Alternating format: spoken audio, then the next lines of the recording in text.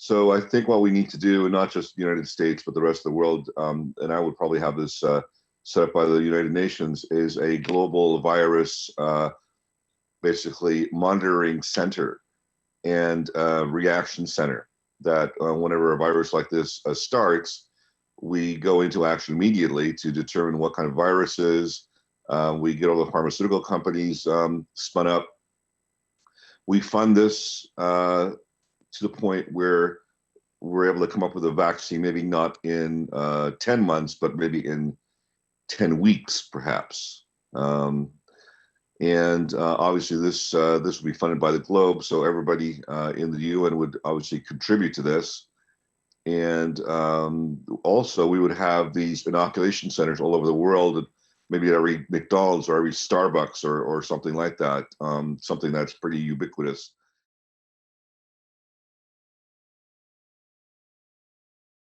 And at the same time, I think there's this paradox you talked about, global responsibility, that I think I would like to kind of break that a little bit and say, actually, I would say it's more a global context.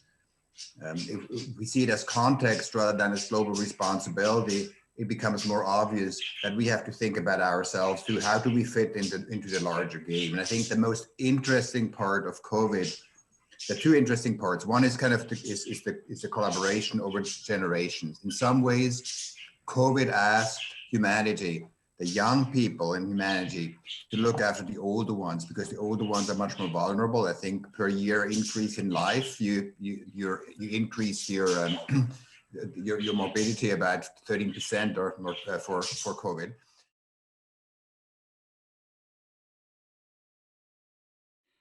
Part of the problem is there are two aspects for the problem, it seems to me. One is people make plans, and they're great plans. I mean, US, UK, terrific plans. You know, you make a plan, you do wargaming stuff, you stick it in a file, and because it's going to cost an awful lot of money, no one does anything about it. And I think, you know, therefore we jerk between crises. And the second observation is, well, in a sense, we already have this thing. We have WHO. And for all its foibles, every international organization is really very complicated and full of difficulties because everyone has somehow to buy into it. But the budget of WHO last year was $5.84 billion. And that is almost exactly the same budget as one of the larger American hospitals.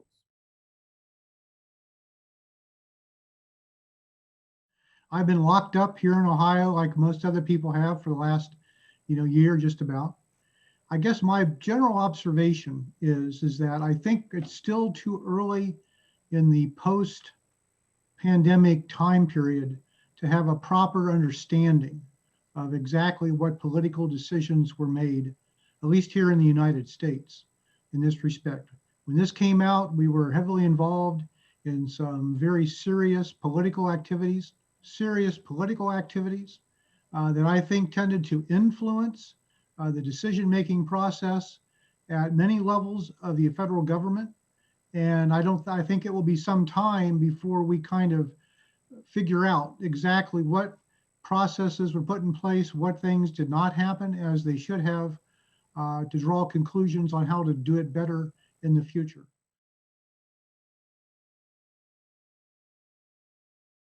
I was just rereading an article that was in The Atlantic not long ago, that said, education wasn't so great before COVID either.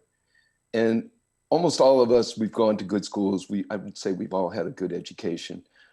But the biggest problem is that it's really unequal who has access to this and what constitutes that part of which other people refer to in terms of our compassion for others, our understanding that we're part of a greater society and that we're connected and what we do affects others also. And this is lacking in a lot of our educational systems where it's very individualistic, very short-term focused, and doesn't think much about the environment or other things that we really need to think much more about.